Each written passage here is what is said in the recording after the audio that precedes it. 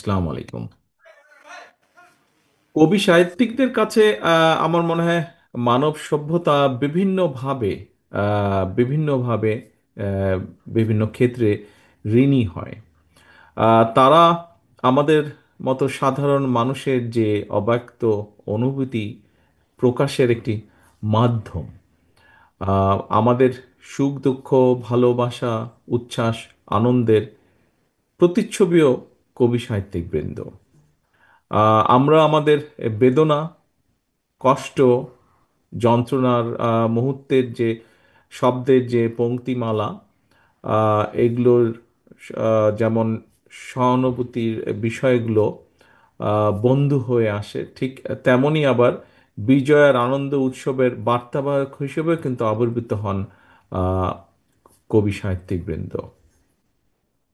আমাদের মন যেটা বলতে বা শুনতে চায়, কিন্তু আমরা অনেক সময় বিভিন্ন কারণে আমরা প্রকাশ করতে পারি না, একটা সীমাবদ্ধতা থাকে।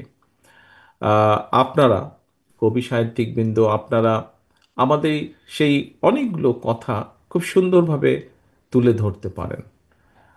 আপনারা আমাদের যে মনোজগৎ আছে, সেই মনোজগৎটা আর, ভিতরে আপনারা স্থান করে নিতে পারেন আপনাদের গুণ দ্বারা। এবং সেখানেই কিন্তু আমি মনে করি যে আপনারা অসাধারণ এবং আমরা সাধারণ। যুগে যুগে আহ, অনেক বক্তাই বলেছেন এখানে, যুগে যুগে কবি সাহিত্যিকরাই নির্ভীক চিত্তে মুক্তির কথা বলেছেন। কবিরাই বলেছেন, বলবীর চির উন্নত মমশির। বিদ্রোহী কবি নজরুল ইসলাম কবি বলেই হয়তো বলতে পেরেছিলেন, নত শির ওই শিখর হিমাদ্রির। দেশের স্বাধীনতা এবং সার্বভৌমত্বের প্রতি চূড়ান্ত আনুগত্য থেকে কবি আহ, শহীদুল্লাহ লিখেছিলেন, জাতির পতাকা খামচে ধরেছে আজ পুরনো শকুন। আহ, তখন আমরা সবাই সকুচিত হই, প্রত্যয়ী হই স্বাধীনতা রক্ষায়, ঐক্যবদ্ধ হই সার্বভৌমত্বের প্রশ্নে। আমাদের মহান স্বাধীনতা যুদ্ধের দিনগুলোতে কবিতা আর দেশাত্মবোধক সঙ্গীত ছিল মুক্তিযোদ্ধাদের প্রেরণার উৎস। ক্ষুধা, যুদ্ধের ময়দানে ক্ষুধা, যন্ত্রণার ক্লান্তিকে সেদিন তারা পরাজিত করেছিলেন কবিতার প্রেরণা। এবং সেটি ছিল দেশপ্রেমের একটা অনন্য উদাহরণ। তা না হলে কিভাবে একজন মুক্তিযোদ্ধা একটি গান লিখেছিলেন, এই গানটি একজন বক্তা উল্লেখ করেছেন যে, একটি ফুলকে বাঁচাবো বলে যুদ্ধ করি। সম্মানিত উপস্থিতিবৃন্দ, স্বাধীনতার পর থেকে দেশের সকল ক্রান্তি লগ্নে কবি সাহিত্যিকরাই আমাদের সচেতন করেছেন। রাজনৈতিক নেতৃত্বকে বিভিন্ন সময় বিভিন্ন ক্ষেত্রে রাজনৈতিক নেতৃত্বকে উদ্দীপ্ত করেছেন, উদ্বুদ্ধ করেছেন প্রতিবাদী হতে। যেটার প্রকাশ আমরা দেখেছি স্বাধীনতা যুদ্ধের পরে বিভিন্ন সময়। এটার প্রকাশ আমরা দেখেছি 90-এর দশক জুড়ে। এবং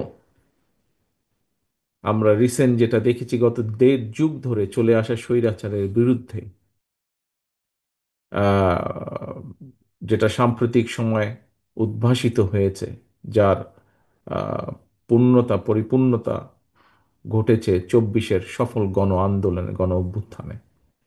এভাবেই কবি সাহিত্যিকরা, সম্মানিত উপস্থিতিবৃন্দ, এভাবেই কবি সাহিত্যিকরা যুগে যুগে নিজেদের মাত্রাকে এতটা উঁচুতে নিয়ে গেছেন,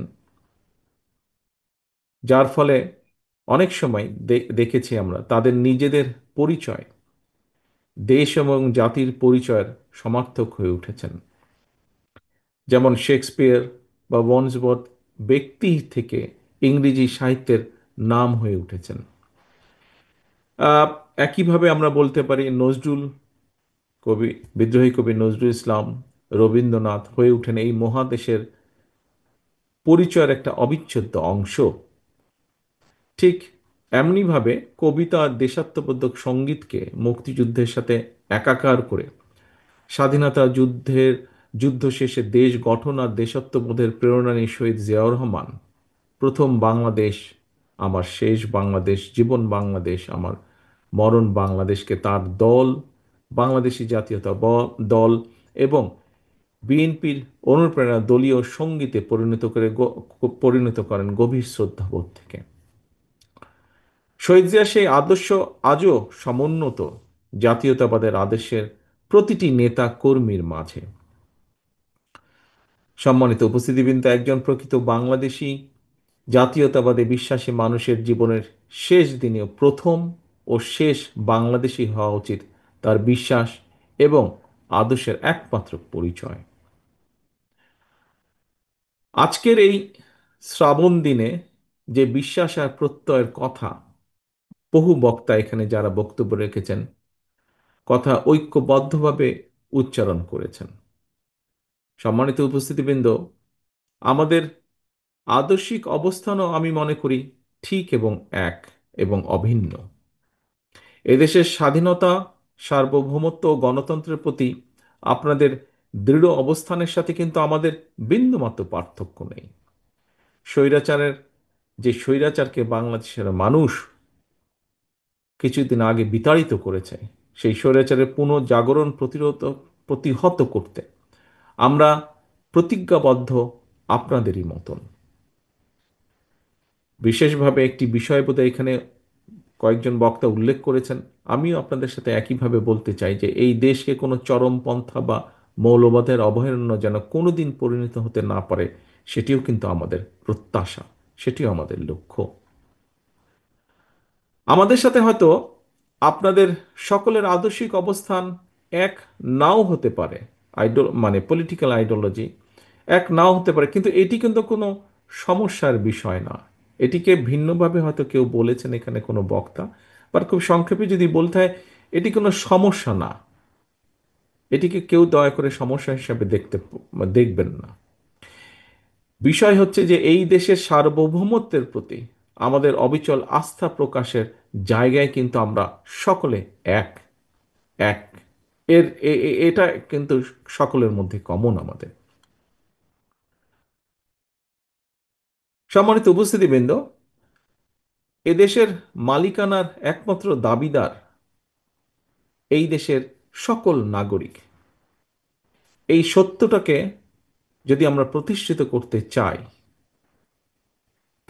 করতে চাই তাহলে মানুষের ভোটাধিকারের প্রশ্নে গণতন্ত্র প্রতিষ্ঠার জন্য বাক স্বাধীনতার পক্ষে একটা অবাধ সুষ্ঠু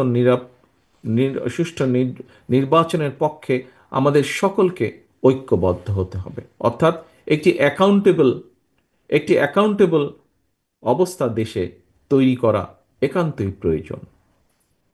এবং আমরা যদি সেটি করতে সক্ষম হই, এখানে আপনারা আপনাদের কবি সাহিত্যিকবৃন্দ আপনারা যারা বক্তব্য রেখেছেন, আপনাদের বক্তব্যে যারা আপনারা লেখার স্বাধীনতার কথা বলেছেন, মত প্রকাশের স্বাধীনতার কথা বলেছেন,